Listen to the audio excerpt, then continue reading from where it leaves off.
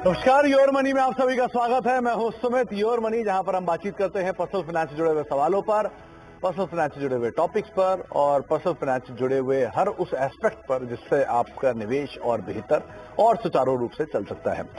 और उन पे बातचीत करने के लिए हमारे साथ अलग अलग जानकार मौजूद रहते हैं, जिनसे हम चर्चा करते हैं आपके निवेश को लेकर, आपके सवालों को लेकर, उनके जवाबों को लेकर और कैसे आप उन टॉपिक्स के जरिए अपने निवेश को बेहतर कर सकते हैं।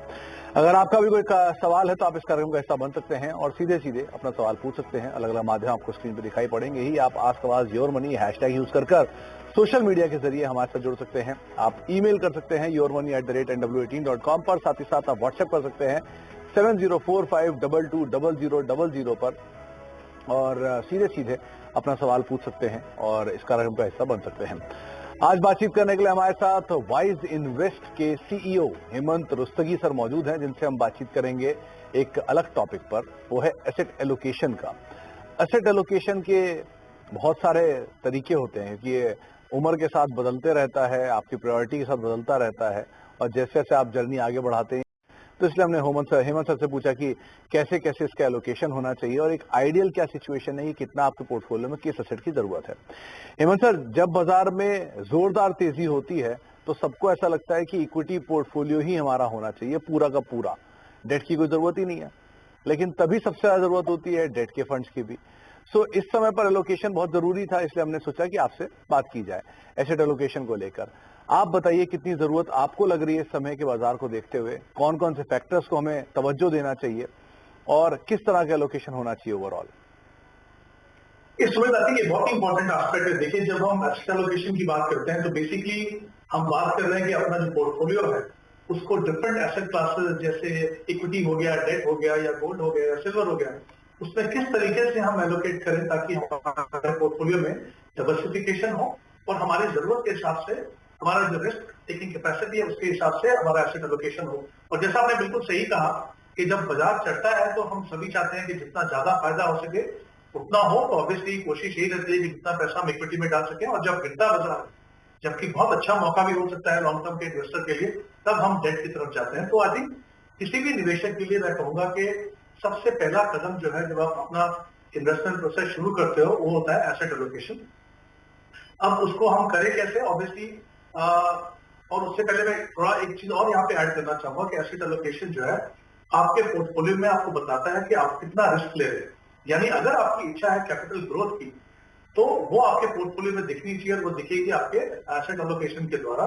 तो कहीं ना कहीं वो आपको बताता है कि आप कितना रिस्क ले रहे हो अपने पोर्टफोलियो में और कितना रिटर्न आप अपने पोर्टफोलियो से एक्सपेक्ट कर सकते हो। अब जैसा मैंने कहा कि इंपॉर्टेंट सवाल ये होता है कि हम किस तरीके से इसको डिसाइड करें।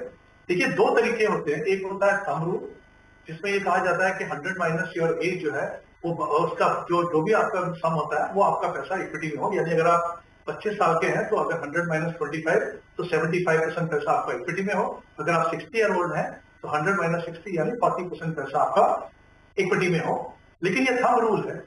थंब रूल इसी प्रोसेस को थोड़ा सिंप्लीफाई कर सकता है, लेकिन वो आपके लिए सही सोल्यूशन नहीं होगा हमेशा, क्योंकि यहाँ पे आपकी पर्सनल सिचुएशन को, आपके गोल्स को, आपके टाइम होराइजन को नहीं देखा।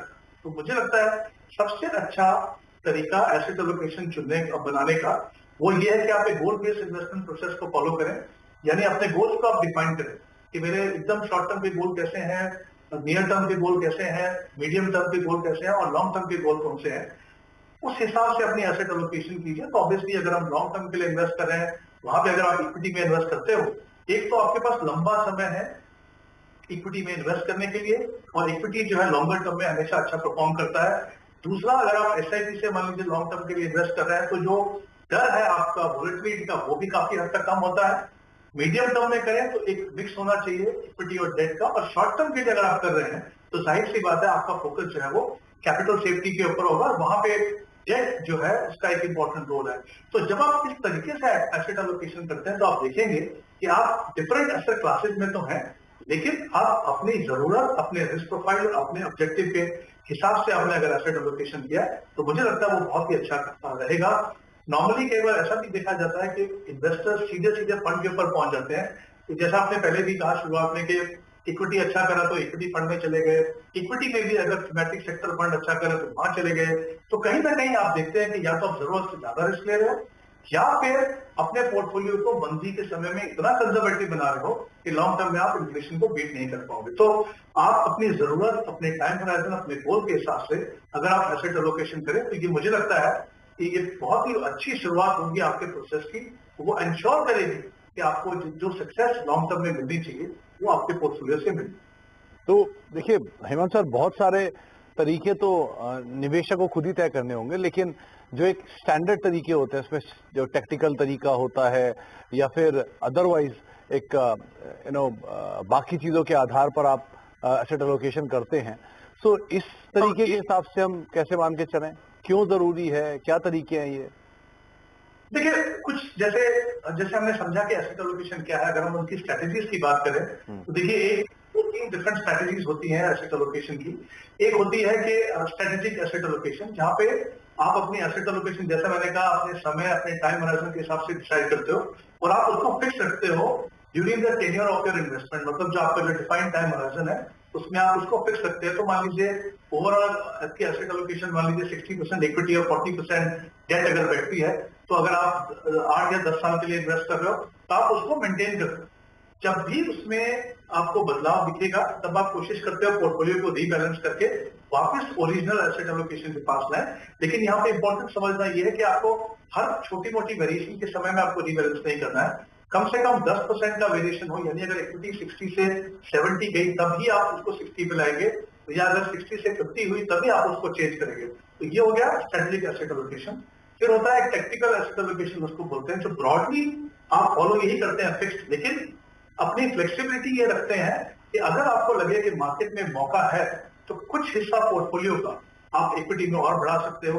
अगर आपको लगे कि मार्केट में आगे जाके कुछ गिरावट होने के अंदेशा है तो आप उसको कम कर सकते हो। तो इसको हम कहते हैं टेक्निकल एसेट एलोकेशन। लेकिन यहाँ पे ये समझना जरूरी है कि आपकी समझ, आपकी टाइमिंग वो सही होनी चाहिए, क्योंकि अगर वो ऐसा नहीं है तो फिर ये ऑब्वियसली आपके लिए नेगेटिव भी हो सकता है। फिर होता है डायनामिक एसेट एलोकेशन, जहां पे आप कोई फिक्स नहीं करते, आप सिर्फ मार्केट के हिसाब से चलते हैं, उस हिसाब से अपनी एलोकेशन को चेंज करते हैं। ये जाहिर सी बात है, जो एक्सपीरियंस इन्वेस्टर हैं, जो बड़े निवेशक हैं, जो इसके रिस्क को समझते हैं कि इसके प्रोज एंड कॉन्स क्या है, उन्हीं के लिए, एक आम निवेशक के लिए नहीं है। तो ये डिफरेंट एसेट एलोकेशन स्ट्रैटेजीज हैं जो इन्वेस्टर को ये समझने की जरूरत है।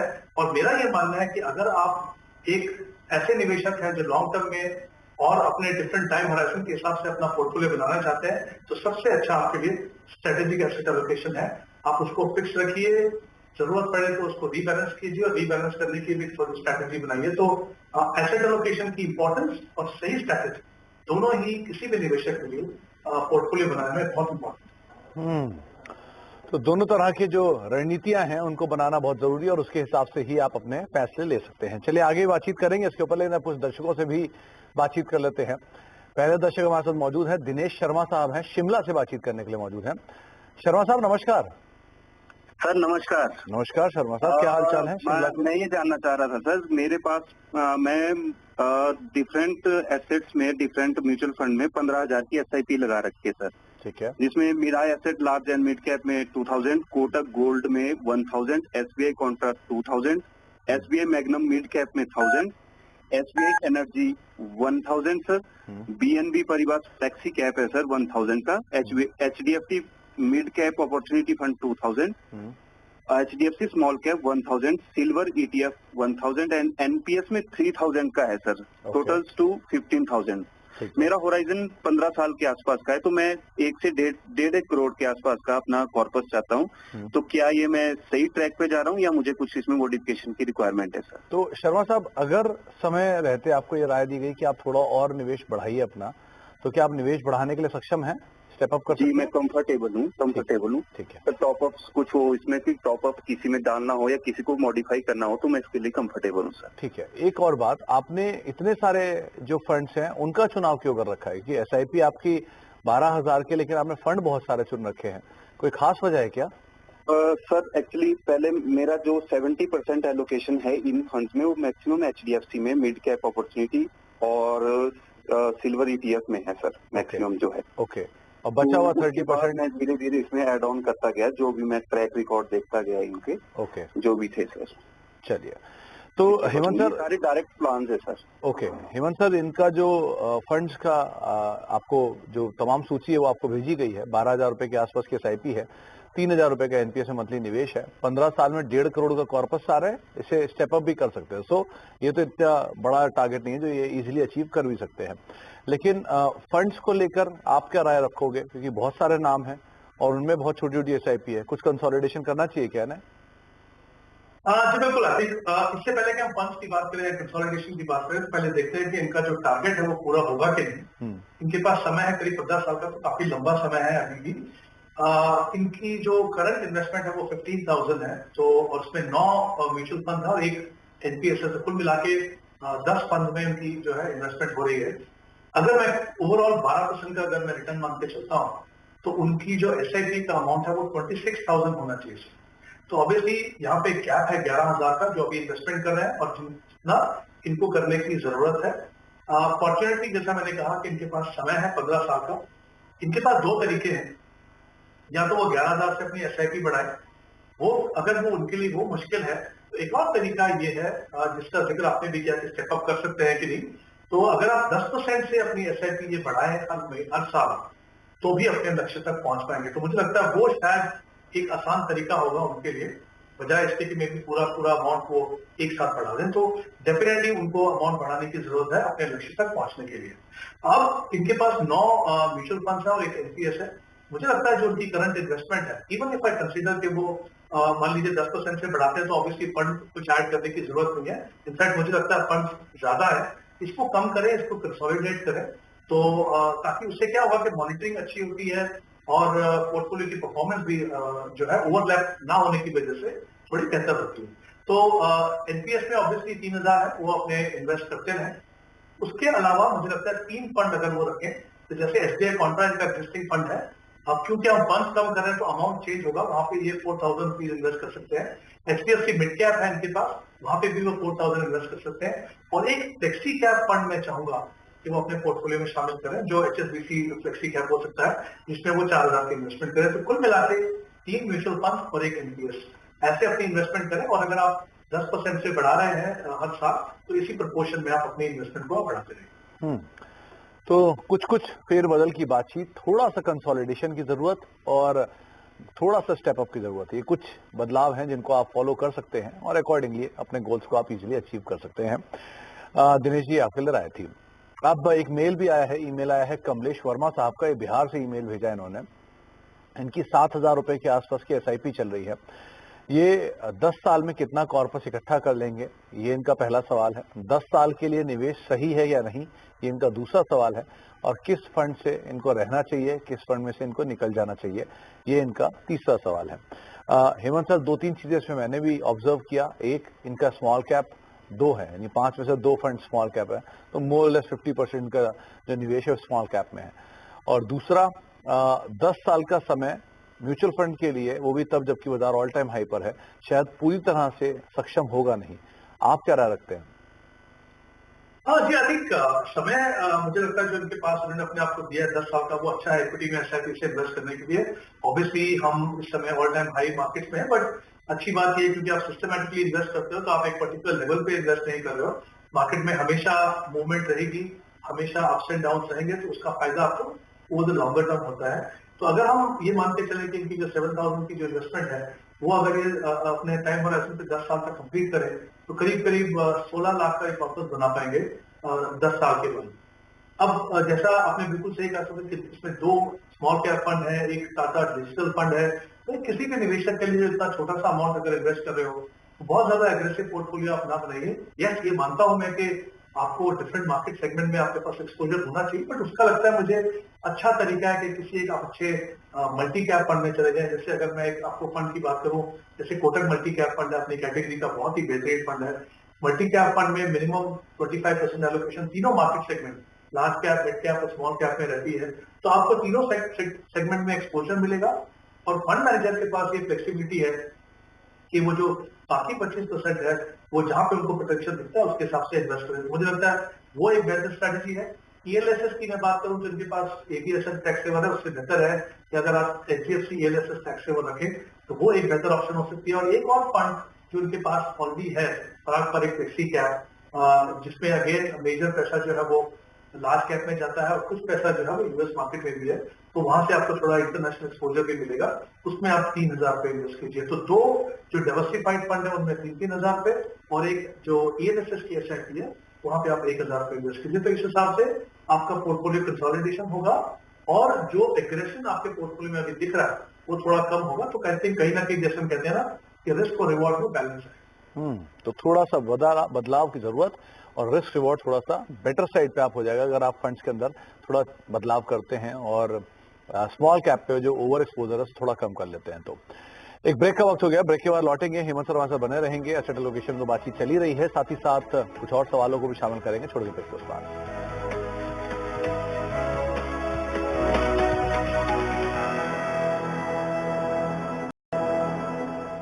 आप देख रहे हैं योर मनी और योर मनी में हम बातचीत कर रहे हैं हेमंत सर से आपके सवालों के ऊपर भी और साथ ही साथ हम बातचीत कर रहे हैं एसेट एलोकेशन को लेकर भी। एक और सवाल जो कि ईमेल के जरिए आया है, रामचंद्र साहब का सवाल है। ये इन्होंने सवाल पूछा, इनकी उम्र 44 साल है, 10 से 15,000 रुपए की SIP करनी है, 16 साल के लिए निवेश करना चाहते हैं, इसमें बेटी की पढ़ाई और रिटायरमेंट दोनों इनके प्लान है। क्या कॉर्पस इकट्ठा कर पाएंगे, लंबी अवधि के लिए कौन से फंड सही रहेंगे? तो हेमंत सर यहाँ एक सवाल उठता है, क्योंकि शेयर बाजार में जो बढ़िया तेजी आई है, इस तेजी में सबका इंटरेस्ट भी जग जाता है, ऑब्वियस सी बात है, लेकिन वो जब डायरेक्ट इन्वेस्टमेंट नहीं कर पाते तो इंटरेस्ट उठ जाता है म्यूचुअल फंड के जरिए। सो 90% लोगों के मन में वही धारणा होगी वो किसी इक्विटी बेस्ड फंड के साथ ही शुरुआत करें। आप क्या राय दोगे कि अभी नया निवेश करने जा रहे हैं, 44 साल इनकी उम्र है, अगले रिटायरमेंट तक के लिए प्लानिंग कर रहे हैं और बेटी की पढ़ाई दूसरा इनके लिए गोल रखा है इन्होंने, कैसे एलोकेशन होना चाहिए अगले 16 साल के लिए इनका? देखिए, पहली बात सबसे इंपॉर्टेंट फैक्टर होता है टाइम होराइजन। जैसा उन्होंने कहा कि इनके पास 16 साल का समय है, काफी लंबा समय है। देखिए क्या होता है कि जब आप ये जो कुछ इंपॉर्टेंट गोल होते हैं जैसे रिटायरमेंट हो गया या बच्चों की एजुकेशन हो गया, तो अमूमन जो है इन गोल्स के लिए आपको बड़ा कॉर्पस बनाने की जरूरत पड़ती है।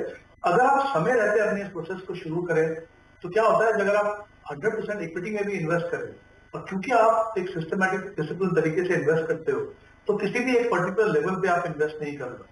हम जानते हैं, हमने देखा है मार्केट में कि over a longer period equity जो है काफी अच्छा परफॉर्म करती है। ऑफ कोर्स इंपॉर्टेंट ये है कि आप किस तरीके से समय समय पे जो मार्केट की वॉलेटिलिटी है उसको आप कैसे मैनेज करते हो। तो सबसे अच्छा तरीका उसको मैनेज करने का होता है जब आप एक डिसिप्लिन तरीका यानी SIP से इन्वेस्ट करते हो, तो हर महीने अगर आप मान लीजिए 2-3 डिफरेंट डेट्स के ऊपर आप इन्वेस्ट कर रहे हो तो विद इन मंथ जो वॉलेटिलिटी है, ओवर ए लॉन्गर पीरियड जो वॉलेटिलिटी है, एवरेजिंग के द्वारा, क्योंकि आप डिफरेंट लेवल्स पे इन्वेस्ट करते हो, तो जो इक्विटी का जो रिस्क है शॉर्ट टर्म में और मीडियम टर्म में वॉलेटिलिटी का, वो काफी हद तक कम ही नहीं होता है। इनफैक्ट मुझे लगता है वो आपके फेवर में इसलिए काम करता है क्योंकि आपकी एवरेज कॉस्ट जो है वो नीचे आती है। तो अगर आप अपनी जरूरत के हिसाब से इन्वेस्ट करें, बहुत क्लैरिटी है आपके पास टाइम होराइजन की, तो मुझे लगता नहीं कि आपको मार्केट लेवल के ऊपर ज्यादा ध्यान देना है, क्योंकि आपका ऑब्जेक्टिव डिसिप्लिन तरीके का इन्वेस्ट करने का वही है कि आप किसी पर्टिकुलर लेवल पे आप कमिट नहीं करना चाहते। तो अगर आप इनके गोल की बात करें, 15,000 की अगर ये इन्वेस्टमेंट करते हैं 16 साल तक, जैसा इन्होंने कहा, तो करीब 88 लाख यानी 88 लाख का कॉर्पस जो है वो बना पाएंगे। अब ये भी इंपॉर्टेंट है इसके लिए कि एक तो ये पहले 16 साल तक अपना प्रोसेस कंटिन्यू करें, दूसरा ऐसे फंड चुने कि तीनों मार्केट सेगमेंट में उनको एक बैलेंस तरीके से एक्सपोजर मिले। तो एक मल्टी कैप फंड, हमने इसकी पहले भी बात की, Kotak multi cap fund 5,000 rupees, और एक लार्ज एंड मिड कैप जहां पे मिनिमम 35% दोनों सेगमेंट में इन्वेस्ट होता है और बाकी 30% जो फंड मैनेजर डिसाइड करते हैं। तो वहां पे HDFC large and mid cap, उसके अंदर 5,000 इन्वेस्ट करें, और एक फ्लेक्सी कैप फंड जिसके मैंने पहले थोड़ी देर पहले बात की, HSBC फ्लेक्सी कैप फंड, जहां पे आप 5,000 इन्वेस्ट करते हो। यहाँ पे प्रीडोमिनेटली जो पैसा है वो लार्ज कैप में जाएगा। तो आई थिंक एक अच्छा कॉम्बिनेशन है, तीनों फंड्स का ट्रैक रिकॉर्ड बहुत अच्छा है। शुरुआत कीजिए, हमेशा ध्यान रखिए कि आपकी जो कमिटमेंट है 16 साल की वो equity as an asset class पे है। फंड पे समय समय को देखते रहिए, जल्दबाजी में आपको बदलाव नहीं करते, लेकिन हमेशा ध्यान रखिए कि आपके जो पोर्टफोलियो में जो फंड्स हैं वो परफॉर्म कैसे कर रहे हैं। तो पोर्टफोलियो में जो आपके फंड्स हैं उनकी परफॉर्मेंस पे आप जरूर नजर रखिए, रिव्यू बेसिकली आप करते रहिए और साथ साथ एक समय दीजिए। आपको कॉर्पस ही बताया गया कि आप किस तरह का एक कॉर्पस इकट्ठा कर पाएंगे। अब एक सवाल और ईमेल के जरिए आया है, दिल्ली से आया है, निखिल जी का सवाल है। इनका करीब 6,000 रुपए के आसपास का SIP है, पोर्टफोलियो की वैल्यू रफली 2.5 लाख के आसपास है। ये 1 करोड़ का लक्ष्य साध कर चल रहे हैं और ये कब तक पूरा हो सकता है, ये इनका सवाल है। पोर्टफोलियो और फंड का रिव्यू ये मांग रहे हैं। और अगेन एक जो ऑब्जर्वेशन मेरा यहाँ पर भी है कि इन्होंने भी फंड्स की एलोकेशन तो ठीक किए हैं, फ्लेक्सी कैप भी है, मल्टी कैप भी है और फार्मा फंड भी है, स्मॉल कैप फंड भी है। सो इनके एलोकेशन तो सही है, लेकिन अवधि को लेकर थोड़ा ये इनको क्लैरिटी नहीं है। आप क्या कहोगे इसमें, क्या करना चाहिए ना हेमंत सर? देखिए, अगर हम ये देखें कि जैसा उन्होंने कहा कि इनका जो टारगेट है वो 1 करोड़ का है, कितना समय लगेगा वहां तक पहुंचने में, जो करंट इन्वेस्टमेंट है, अगर हम उनकी एलोकेशन भी जो अभी जो एक्यूमुलेटेड कॉर्पस है और जो एसआईपी से इन्वेस्ट कर रहे हैं, तो करीब करीब 22 साल लगेंगे इनको 1 करोड़ के लक्ष्य तक पहुंचने के लिए। तो इनको अपना प्रोसेस है वो कंटिन्यू करना है। और जैसे हमने पहले भी बात की कि हो सकता है आपके पास आज कैपेसिटी नहीं हो ज्यादा इन्वेस्ट करने की, तो या तो कोशिश कीजिए कि थोड़ा थोड़ा पैसा आप हर साल बढ़ाते रहे, तो जो आपका जो समय जितना आपको लग रहा है वो काफी हद तक कम होगा और कॉर्पस भी शायद आप थोड़ा ज्यादा बड़ा बना पाए। इंपॉर्टेंट यहाँ पे एक एस्पेक्ट है, मैं यहाँ पे ध्यान दिलाना चाहूंगा कि सारे के सारे फंड जो मुझे दिख रहे हैं वो निपॉन के दिख रहे हैं यहाँ पे। तो किसी भी देखिए कंसंट्रेशन ऑफ एएमसी, चाहे कितने भी अच्छे फंड हो किसी भी एएमसी के, तो हमेशा थोड़ा ध्यान रखिए कि आप एक ही म्यूचुअल फंड में इन्वेस्ट मत कीजिए। बहुत सारे म्यूचुअल फंड हैं, उनकी डिफरेंट इन्वेस्टमेंट फिलॉसफी है, स्ट्रेटजी है, उसका फायदा उठाइए। मैं चाहूंगा कि ये बदलाव करें इसके अंदर। तो जैसे इनके पास एग्जिस्टिंग फंड है निपॉन फ्लेक्सी कैप, उसमें कंटिन्यू करें, वहां पे 2000 इन्वेस्ट कर सकते हैं। और 2 अलग से फंड, एक मल्टी कैप फंड जैसे हमने बात की कोटक मल्टी कैप में भी देख सकते हैं उसको 2000 पे, और एक लार्ज एंड मिड कैप है बंगर 4 इक्विटी फंड, जहां पे आप इन्वेस्ट कीजिए। तो आपका जो एलोकेशन डिफरेंट मार्केट सेगमेंट का वो अच्छा होगा, एग्रेशन पोर्टफोलियो में जो है वो कम हो जाएगा, और डिफरेंट इन्वेस्टमेंट फिलॉसफी और स्ट्रेटेजी का आपको फायदा होगा over a longer period. So I think कुछ बदलाव, और जैसे मैंने कहा अगर कोशिश करें अपनी इन्वेस्टमेंट की रकम को अगर धीरे धीरे बढ़ा सके, तो फिर जो जो जो टारगेट 22 साल के बाद अचीव होना है शायद वो जल्दी हो पाए। तो हेमंत सर, एक चीज और पूछना चाहूंगा। आमतौर पे हमने देखा है कि इक्विटी मार्केट में जब बाजार इतने बढ़िया तेजी में है, आप अपने फंड का पुराना रिटर्न चेक करते हो, चाहे पीएसयू फंड हो, मिड कैप हो, स्मॉल कैप हो, लार्ज कैप हो, एवरेज रिटर्न ही आपको 20 से 30% के आसपास दिख जाएगा 1 साल के अंदर। तो सबका सवाल ये रहता है कि बॉन्ड, इक्विटी या एफडी, इनमें पैसा क्यों डालूं, मतलब एफडी और बॉन्ड में पैसा क्यों डालूं, जब जहां पर 8 और 9% ही मिल रहा है, और आपके सामने एक तरफ खड़ा वो तो इन्फ्लेशन को बुरी तरह से कहीं लुढ़क लुढ़क के पास करते हैं, लेकिन यहाँ तो आपको सामने ही सामने 20-25% का एवरेज रिटर्न मिल रहा है। तो मैं क्यों ना जाऊं उन फंड्स के अंदर, क्यों चुनूं मैं लॉन्ग टर्म डेट फंड्स? मैं बिल्कुल एग्री कर रहा हूँ। देखिए क्या होता है, जैसे मैंने अपने शुरुआत में बात की थी एसेट एलोकेशन की, तो इंपॉर्टेंट ये है कि आप कितने समय के लिए इन्वेस्ट करो। जैसे हमने बात की कि लॉन्ग टर्म की जो गोल्स हैं, जहाँ पे बड़ा कॉर्पस बनाना है, बहुत इंपॉर्टेंट है कि आप इन्फ्लेशन को बीट करें, और इन्फ्लेशन को बीट करने के लिए इक्विटी एक ऐसी एसेट क्लास है जो आपको वो अलाउ करती है करने के लिए। वहां पे ऑब्वियसली कुछ रूल्स हैं जो आपको फॉलो करने हैं लॉन्ग टर्म में, सिस्टमैटिक इन्वेस्टमेंट में। अगर आप वो करते हैं तो कोई कारण नहीं है कि आपको अपने पोर्टफोलियो में डेट रखना है। लेकिन अगर आप मान लीजिए कुछ सालों के लिए इन्वेस्ट कर रहे हैं और आपको किसी इंपॉर्टेंट पर्पज के लिए वो पैसा चाहिए, तो ऐसे समय में मार्केट कितना भी बुलिश हो, आप ऑब्वियसली ये रिस्क नहीं लेंगे, और नहीं लेना चाहिए आपको, कि आपको लगे चलिए 2-3 साल में मार्केट ऊपर जा रहा है तो उसका फायदा उठाते हैं। क्योंकि मार्केट में कब बदलाव हो जाए, कब यूटर्न हो मार्केट में, ऐसा कुछ इंसिडेंट कुछ भी हो सकता है, कोई भी फैक्टर हो सकता है जो मार्केट को वोलेटाइल बना सकता है। और क्योंकि आपको एक कुछ फिक्स समय के बाद पैसे की जरूरत है, तो आप ऐसा रिस्क मत लीजिए। लेकिन हाँ, अगर क्लैरिटी है, लॉन्ग टर्म का समय आपके पास, और आप सिस्टमैटिकली इन्वेस्ट कर सकते हो, तो मुझे लगता है, मैं टोटली एग्री करता हूँ, कोई कारण नहीं है कि आप उस समय पे उनको आप डेट रखें। मैंने शुरुआत में भी कहा था, अगर आप अपने गोल्स को अलग अलग डिफाइन करते हैं, शॉर्ट टर्म का पैसा डेट में डालते हैं, मीडियम टर्म का पैसा हाइब्रिड में डालते हैं, इक्विटी और डेट का मिक्स, और लॉन्ग टर्म का इक्विटी में डालते हैं, और आई थिंक वो बिल्कुल सही स्ट्रेटेजी है।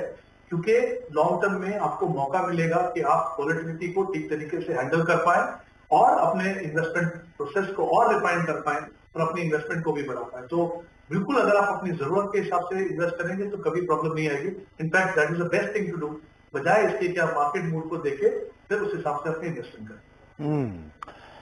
तो अगर आप जब लंबी अवधि का निवेश चुनते हैं तो उसमें 1 साल का, 2 साल का रिटर्न इतना मायने नहीं रखता, कंसिस्टेंट रिटर्न देना ज्यादा मायने रखता है, तो उस पर आप ध्यान रखिएगा, इसलिए पूछा भी था ये सवाल। अब हेमंत सर, कौन से टॉप 4 फंड आपने चुने?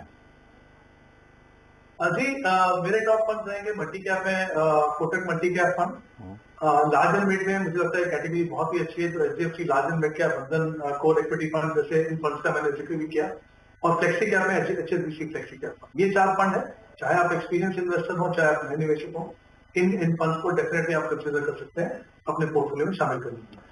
तो Kotak multi cap fund, HDFC large and mid cap fund, बंधन का कोर इक्विटी फंड और HSBC का फ्लेक्सी कैप फंड, ये 4 फंड्स के साथ अपने निवेश की शुरुआत कर सकते हैं और अपना जो नया पोर्टफोलियो है वो यहाँ पर बना सकते हैं। बहुत बहुत शुक्रिया हेमंत सर हमारे साथ मौजूद रहने के लिए और सभी सवालों के जवाब देने के लिए और आज के जो डाइवर्सिफिकेशन के टॉपिक था उसके ऊपर अपना व्यू हमारे साथ शेयर करने के लिए बहुत बहुत शुक्रिया सर। ब्रेक का वक्त है लेकिन आगे भी CNBC पर आवाज पर खबरों का सिलसिला लगातार बना रहेगा। फिलहाल इतना ही, नमस्कार।